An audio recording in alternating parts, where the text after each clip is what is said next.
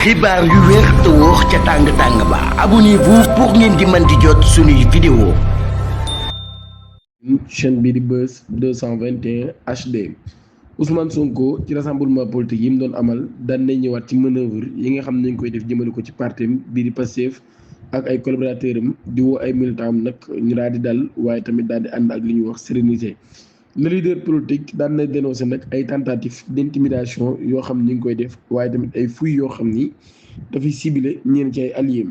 ci sympathisants yi nga xam ne nag ñoom la jàkkaarloo loon moom leader Pastef bi daan na nag wax ci boobee la mbir ci force politique bi nga xam ne am nañ ko waaye jamono ji nag moom jàpp na ni jeu yi ci boppam ñu ngi koy def waaye jàpp nañ daal ba tey ci loolu parti bi nga xam ne moom la nekk muy parti Pastef gars yi ñu ngi nekk di def lu nekk ngir nag di leen provoquer mu ne nag daal am na mbir moo xam ne jamono ji leer na ci ñëpp personne ne peut plus effacer le Pastef de l'espoir de victoire cela n'existe pas. ba tey moom mii muy ñëw nag ci tension politique yi nga xam ne am na Ousmane Sonko daal décrypter li nga xam ni jàpp na ni ab stratégie d'encerclement la visant à pousser son camp à la faute. Ce qui reste à présenter c'est leur stratégie comment faire pour provoquer le Pastef, pousser le Pastef à réagir. loolu laa da xam ne kon mu jàpp ay tension la nag yoo xam ni ñoom ñii daan nañ koy xam bu baax a baax puis maanaam kon bu ñëwee ba ak ci tension yooyu ñu daal di mën a tas nag parti bi nga xam ne moo di Pastef jàpp ñenn ci ñoom ci loolu buñ ko defee nga xam ne buñ demee élection dinañ mën a fexe ba Pastef du bokk.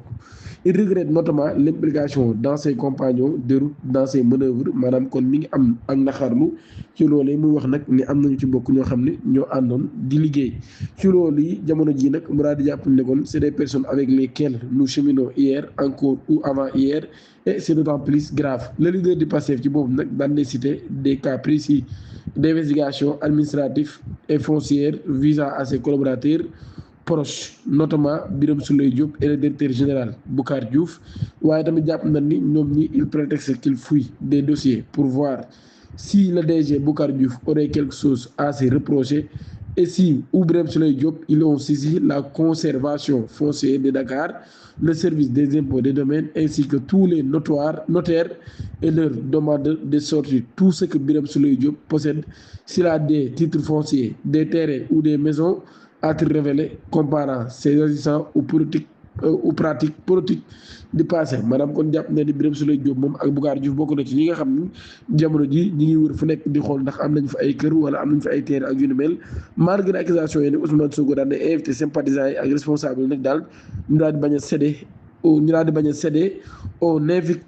invectif divisé dans les médias et à faire preuve d'immaturité politique.